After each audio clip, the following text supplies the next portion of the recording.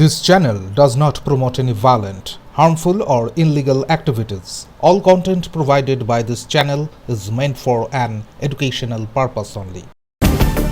মহেশতলা পৌরসভার ২৯ নম্বর ওয়ার্ডের দক্ষিণ জগতলায় এক নার্সের অস্বাভাবিক মৃত্যুকে ঘিরে এলাকায় চাঞ্চল্য ছড়িয়েছে। শনিবার রাতে বাড়ি থেকে বেরিয়েছিল তার স্বামী শেখ নাসির আলী। বাড়ি ফিরতে দেরি হওয়ায় তার স্ত্রী রাত ২টো নাগাদ স্বামীর খোঁজে বাড়ি থেকে বেরিয়েছিলেন।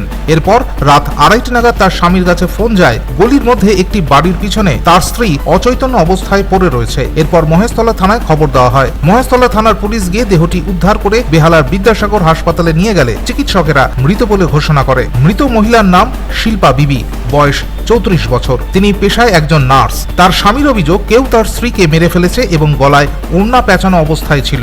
যার বাড়ির সামনে দেহটি পড়ে থাকতে দেখা যায় সেই বাড়ির একজনকে আটক করে মহেশতলা থানায় নিয়ে আসা হয়। খুন না আত্মহত্যা তদন্তে নেমেছে মহেশতলা থানার পুলিশ।